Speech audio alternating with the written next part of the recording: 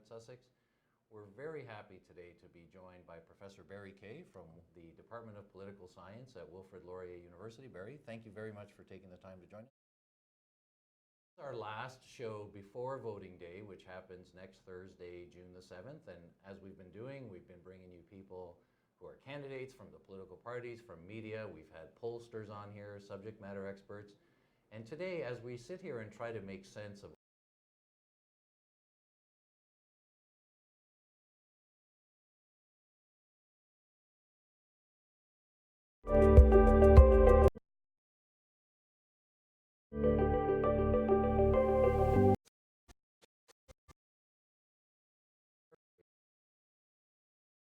University. Barry, thank you very much for taking the time to join us. This is our last show before voting day, which happens next Thursday, June the 7th. And as we've been doing, we've been bringing you people who are candidates from the political parties, from media. We've had pollsters on here, subject matter experts. And today, as we sit here and try to make sense of all the different polls and projections that are out there and available to us, we brought in one of Canada's leading experts on helping us make sense of what it all means. You may have seen in your travels on the internet something called LISPOP, LISPOP.ca, which Barry is a big part of and actually leads. And so Barry, I just ask you to take a second to share with people what LISPOP is, what you've been doing, and what people can expect to see if they go on that website. Well, it's an acronym for the Laurier Institute for the Study of Public Opinion and Policy. It actually is now 18 years old, started by a retired colleague of mine, Steve Brown. And does a number of things, although at election time, probably the website is the most interactive part that people would be aware of. There are courses available during the summer that we run. There's a lot of articles written that are available also on our website. There's actually about half a dozen people that are contributing to it in one way or another. However, at election time, both federally and provincially in Ontario, we put forward a website which includes a map and regular seat projections based upon polls that are available at the time. I think in a minute or two, this will be available for viewers of this particular podcast now. What we have done, the current numbers, this is about the fourth or fifth iteration of this during the election campaign. But what we do is look at polls from the preceding, typically 6 or 7 days, depends how many polls are coming out. Sometimes we do it a little more frequently than that.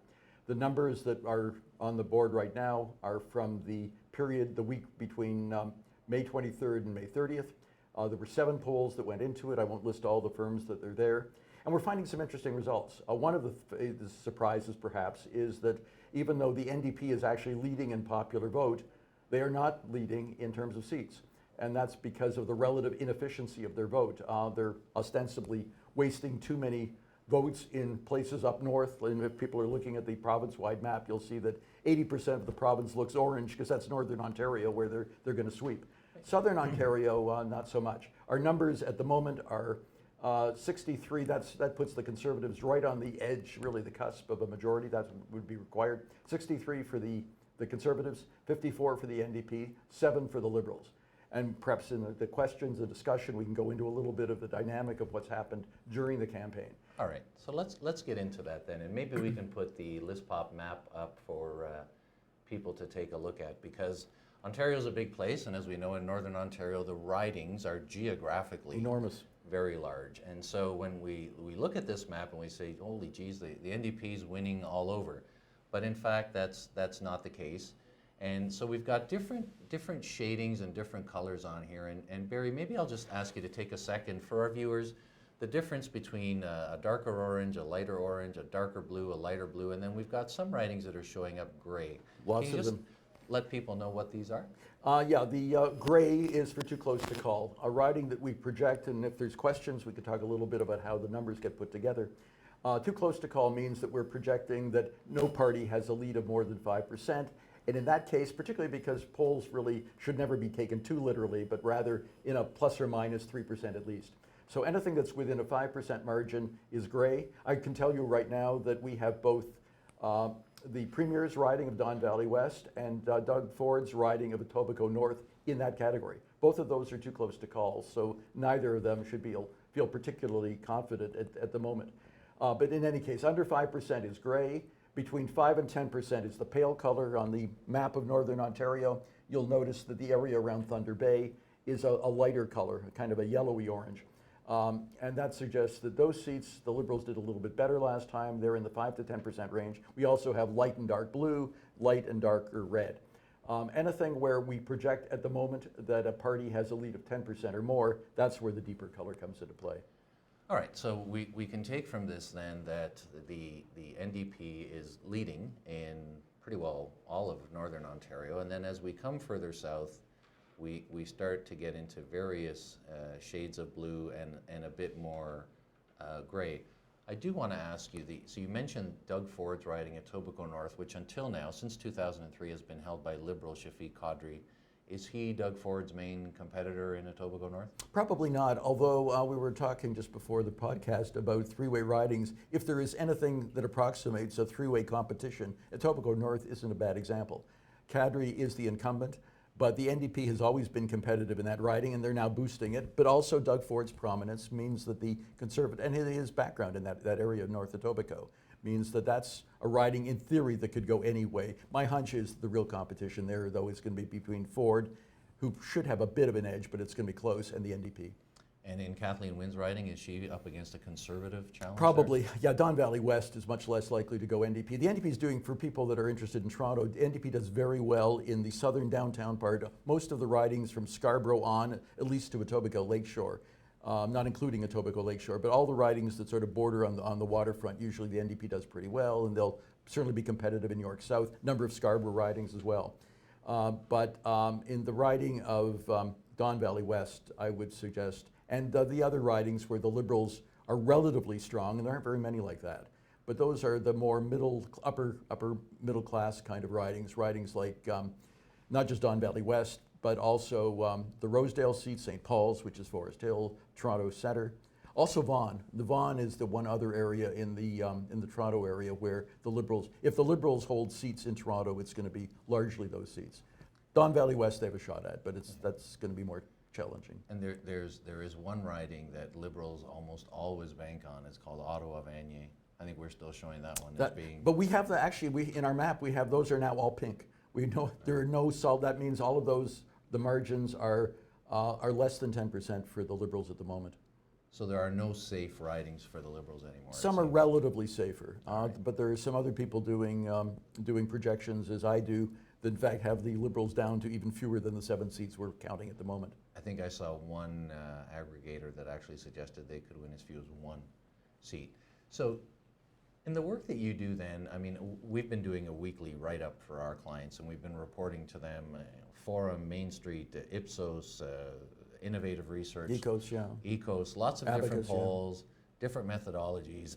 It seems that in the last few days, and this is an election where the pollsters tell us 80% of people are looking for a change in government.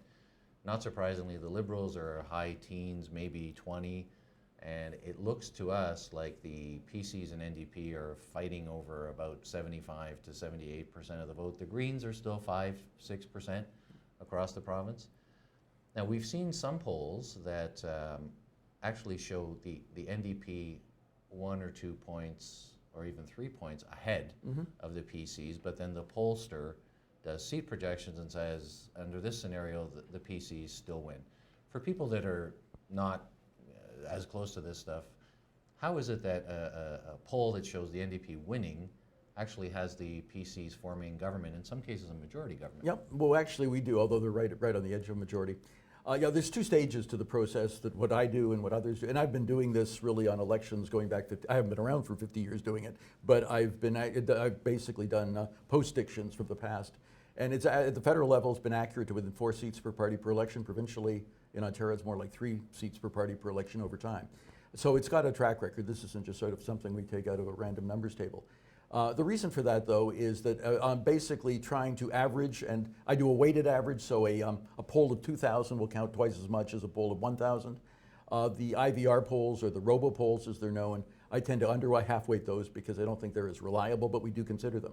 Once we've amalgamated or put together and blended really those polls, 7 this week, we get numbers which actually show the NDP now up based on those 7 polls by 3%. I'm not sure that'll stick, but nonetheless, that's what the numbers have been. We then apply that average to the various ridings, the riding history. and we look to see what the voting history was in the past. Right now, for example, when you compare the 2014 Liberal NDP difference, in 2014 the Liberals were 15 points ahead of the NDP. Now they are something on the order of, I think, 18 points behind the NDP. That 33% difference then gets applied to the right, and we do the same thing with the Conservatives. And the fact is that the NDP is just not able to provide for seats as efficiently. They're going to win some seats by very large margins, especially in the north, but in Windsor and in Hamilton and in downtown Toronto. Whereas the Conservatives are not wasting, if I can use that term, wasting as many votes. They're going to win a few more seats. It's not a cakewalk by any means. It looked like a cakewalk a month and a half ago. Back in March, it looked like this should have been an election the Conservatives were going to win hugely. We had them over 80 seats at that time. Now they're in the mid-60s. And in fact, I think that's a reflection in part on the kind of campaign that they've run. Nonetheless, that's really the reason why one can have more votes but fewer seats. The parallel that's happened in British Columbia before like that, the federal election that had that kind of result was when Joe Clark won in '79. He had a smaller popular vote than the Liberals did at that time. Nonetheless, won more seats and for a short period of time formed the But it government. was a minority. That's right. Nonetheless. That's right. And your most recent projection, I should say too, you're expecting to update your seat projections. That's right. This will be updated at least once more when more polls come out after this weekend. Okay, so early next week then we'll have an updated seat projection model on the LISPOP website. We still think there's 124 ridings.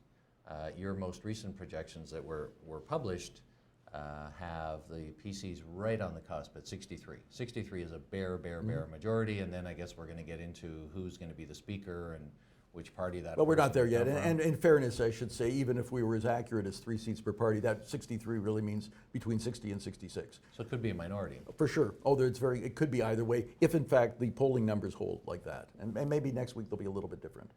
Well, I mean, we're looking at, there seem to have settled into a bit of a pattern with the two front-running parties, kind of mid to high 30s, and the Liberals struggling to cling to that 20% The Liberals have been mark. sinking. And the fact is, a week ago we've currently got the Liberals at 7.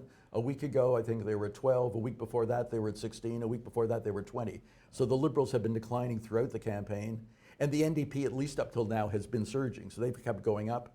The Conservatives have declined some, but not nearly as much as the Liberals. If there is a perception out there that the PCs and the NDP are running neck and neck, so that the public who has jobs and families and lives and pay a little bit of attention to politics and elections, if there is a perception that the two front-running parties are very, very close, is that hurting the Liberals in the sense that are people peeling off, the people that don't like Andrea Horwath that might have voted Liberal are going to instead vote PC, people that don't like Doug Ford that might have voted Liberal are going to go vote NDP? Well, that's strategic voting. This is the coalescing? People, not voting for their first choice, but voting against their least choice. And in fact, that I think explains part of the NDP surge and the Liberal decline recently. Look, as you pointed out a few minutes ago, the big story this election is it's time for change. The Liberals have had 15 years, that's a pretty good run. Most governments are in for 2 terms, they've been in for 4. And people really do want to change. But in fact, a lot of those people had already peeled off from the Liberals 2 months ago.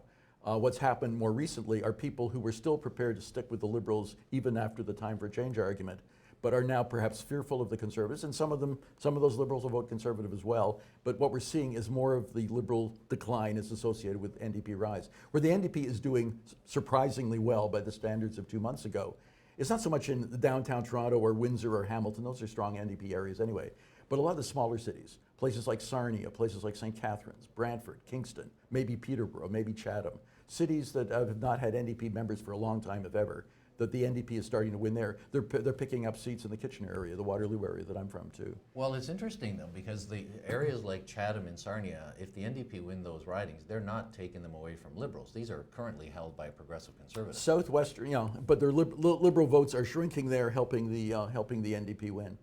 Southwestern Ontario in general is going to be a disaster area for the Liberals. They're probably not going to win any seats. Southwestern Ontario really means the 519 area code. At the moment, I don't think the Liberals are going to win anything there. But a lot of people who had previously voted Liberal in a losing cause are now moving toward the NDP, it seems. to, again, prevent a PC victory. Well, that would be part of it. This is the It's strategic happening voting. elsewhere, but in southwestern Ontario especially. I recall after the 2014 election having a discussion with a couple of New Democrats who said that that's what happened to them, but in reverse. Yeah. That the people who wanted to stop, I guess it was Tim Hudak at the time, left the NDP, voted Liberal, even though they may not have traditionally voted Liberal. So we think some of that's going Oh, on it's now. strategic voting. It's an elite behavior. Not everyone sort of has a sense exactly of the voting history of the riding. But yeah, no, 2014 strategic voting helped the Liberals and hurt the NDP. This time around, it's very different. I find it, I think Angus Reid, the Angus Reid Institute put something out a day or two ago that said as many as 50% of voters, when making their decision, are voting like that. They're not voting for who they want. They're voting based on who they want. That number sounds high, but the fact is, it is a phenomenon that's out there, and I think that's explaining the more recent people deserting the Liberals. Not the people that were abandoning the Liberals back in April, but the people that are deserting the Liberals just in the last time. I think a lot of that is strategic voting. A month ago, we kept hearing over and over, largely from the parties, that campaigns matter and that platforms matter. And I've been watching the election very closely. I haven't seen any one issue, other than change and the desire for change. This election has not been about healthcare, it's not been about education, it's not been about the environment, it's not been about any of those things. It's hard for us to really pin down what is motivating, what's the most important thing to people right now. Do you think it's truly an election about politics, an election about who should govern, as opposed to what they have to say? Well, yeah, some people would argue that energy costs were part of the reason for the Liberal decline, although that movement probably happened a while ago, maybe even before this campaign began. But leaders are the prism through which people see the parties. It's easier for people to understand that. And indeed, this has not been a particularly strong performance by Doug Ford. The fact is, the Conservatives should have been home and free a long time ago. They had a huge lead as recently, just a month ago, the end of April. They were still had a 20-point lead over the NDP, 16-point lead over the Liberals. The Liberals have declined even more than the Conservatives, of course. But the NDP has emerged. People want an alternative. Horwath is popular. I think a lot of those people perhaps don't even fully understand the implications of the NDP program, but that's true probably of other party platforms too. And the Conservatives haven't even really put together a really fully costed and explained program as to where that 20% tax cut that he talked about for the middle class is coming from. But yeah, it's just a lot easier for many of those voters to look at leaders. Horwath is much more likable, it seems, than Ford, and Ford has basically run a peekaboo kind of campaign where he's not been particularly forthright. He's been avoiding the media as much as possible, hoping naturally that he wouldn't blow that lead that he had, and he's blown some of it. And at the moment, I should point out that we still think the Conservatives are probably going to win on election night, but this could really be a close horse race on Thursday. It could be, and I think it's going to come down to turnout in the ground game and which party is better at getting their vote out and which voters are motivated. And do we expect to see anything different, unusual this last weekend before voting? I mean, I know that parties, the campaigns in the Toronto area that I've seen and been around, the last weekend is typically the nasty stuff, the suppression piece. Yeah, well, the Conservatives, I've seen some ads where they're coming out much more negatively with a kind of scare campaign about the NDP, comparing it to Bob Rae. And, you know, that's fair game the way it goes. I mean, one can make similar comments, I guess, about people that recalling the Mike Harris years, that not everybody was enthused about either. But yeah, that's certainly what's happening. I should point out one other thing about the polls that we were using from this past week. A lot of that polling was done prior to the debate. We do not yet have a full sense, or at least certainly not reflected in the numbers we've been talking about what impact the debate had on the campaign itself. If there is a change, and there may well be, we're starting to see more polls coming out just in the last day or so, and there'll be more still as we come up to the beginning of next election week. That indeed there's still a lot of uncertainty, and a lot of people are prepared to change. And again, I wouldn't put a lot of money with certainty about how this is going to come out. Well, certainly in the ridings that your site identifies as gray, then these are still too close to call. Do we expect that, say, on Monday or Tuesday, when you update this one more time, are we likely to see fewer gray seats, do you think? Perhaps, although an area like Mississauga, which is not totally, but largely gray, part of the reason for that is because of the different the riding configuration. It's more difficult to make estimates in ridings that we do not have a real full history from 2014. If I was looking at probably the first seats I will look at on election night when polls start to come in is what's happening in Mississauga. if the Conservatives sweep Mississauga, they're probably going to have a majority. It's not just Mississauga. Markham is like that. Some areas around Ajax, Pickering are also gray. A lot of gray in the Greater Toronto area. The NDP is doing remarkably well. And again, we've got them in the 50s. They had 21 seats or so last time. So this has been a big election night for them. But to actually form a government, they're going to have to start cracking into a few other areas beyond where we've already indicated. And Mississauga would be a good example of that. The NDP seems to have caught fire in Brampton, which is, I mean, they had Jagmeet Singh's riding. I think that was the first Peel region riding the NDP. Formerly Bramalea, now Brampton East, yeah. And they seem to be showing very well in most of the Brampton ridings now. I'm not sure why that is. Any insights you want to speculate on? It's more of an immigrant population. I can't say with certainty. Brampton also has some gray, but yeah, we've got the NDP ahead in at least the 3 more northern seats. A lot of it has to do, I think, with relatively, the NDP will do a little bit better in the more working class areas. That's also interesting about Etobicoke North, where Ford is running. That in fact, that has a lot of working class voters in it, and that's a riding that the NDP is quite competitive, or has been. Hasn't won it lately, the Liberals did last time. But that's why I'm not at all confident that Ford should not assume that that's a lock, his constituency. He could lose that even while the Conservatives won the election. That is the ground zero of Ford Nation. It would be stunning if he's not able to win that. Well, I've always thought that the term Ford Nation was kind of a marketing slogan more than anything else. I'm not sure where it is. I'm not sure where to find it on this map. But that's certainly part of the lore that the Ford family has suggested that this was a lock. That riding is not a lock, but there are others that are. But his whole thing has been about, I'm not the elite, I'm for the little guy, I'm for the average guy. And you would think that would have massive appeal, especially in Etobicoke, where he's from. But perhaps not. Well, that was Donald Trump's shtick too. I mean, they were both children of millionaires. Anyway, look, I don't want to dwell on that. This is all part of marketing. All right, so we will look for a new and updated map from LISPOP early next week, possibly Tuesday, after you've had a chance to kind of digest. You're expecting quite a few polls this weekend, I guess? Would think so. I would assume that by Tuesday, lispop.ca will have new numbers up. New map, new seat projections, and we're not in the business of predicting things. Based on your formula and your application of polls as they are out there, we will look for numbers, and I'm sure that as you've been in the past, you'll be very close. But as you said, on election day, anything can happen. We don't take these things to the bank, but we're certainly we're getting a good picture that unless something changes, it looks like a PC government of some type. A much more exciting night than I would have imagined 2 months ago. 2 months ago, I thought this was going to be a snore, a boring election. This election night's going to be fun. I should say that there is a new data presentation by Elections Ontario, and the results, I'm told, are going to probably come out a little more quickly than they have in the past. Is that because we use these electric voting machines now? Yeah, I've already voted advance poll. When I voted, I was told that my vote had already been counted. It hadn't been revealed. But that in fact they're going to be able to open up these machines on election night and have the numbers already in the machine without having to actually count ballots.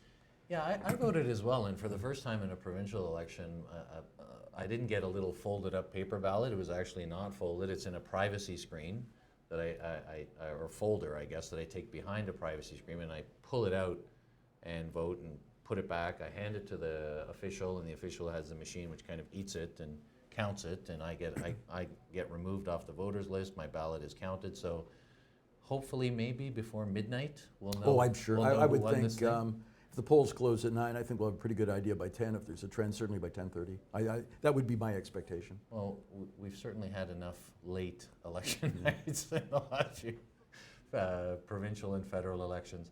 All right, so thank you. Thank you for this. Thank you for your expertise. I think that a lot of our viewers will be checking out LISPOP to see what you have to say in the early part of next week. Of course, we'd invite you to take a look now and see. This is a very credible projection model that, as Barry mentioned, and I'll echo, this is one of the better places you can go if you really want to take a look and see what's likely to happen on election night.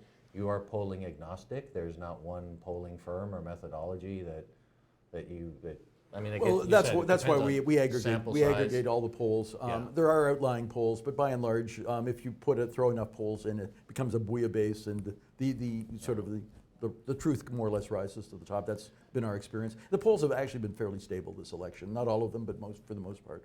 Okay, so check it out. It's lispop.ca. You'll see the work of Dr. Barry Kay and his team there. Look for it again in the early part of next week if you want to have a really good sense of what's likely to happen on the election day, which is again on Thursday, June the 7th. Barry, thank you for this. Thank you for watching with us.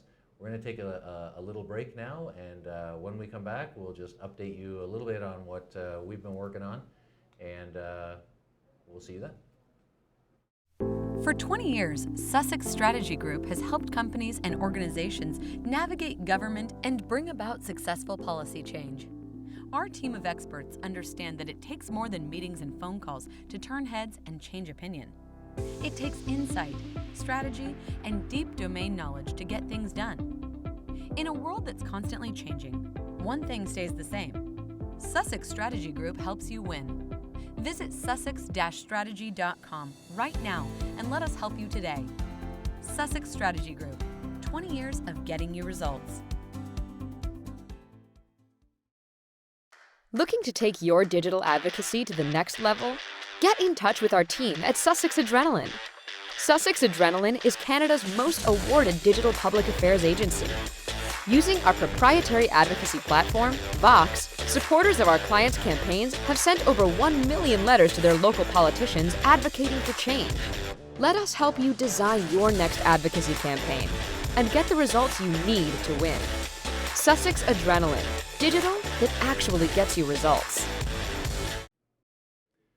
Welcome back. I hope you enjoyed that session with Professor Barry Kay from Wilfrid Laurier University. He's really an interesting guy, and he's very, very knowledgeable about elections. I neglected to point it out that LISPOP will be doing a similar exercise during the federal election, which will take place next year.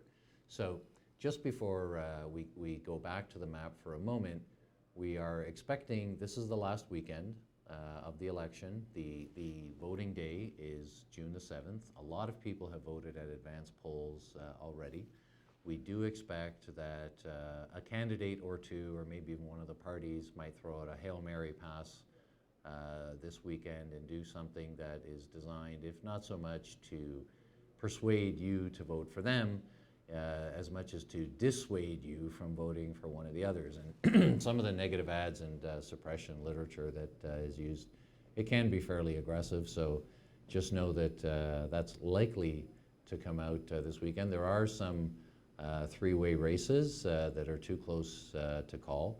Three-way, and there are two-way races that are too close to call. And three-way races typically have, you know, maybe one party's in the high 20s, one party's in the low 30s, and one party's in the mid 30s.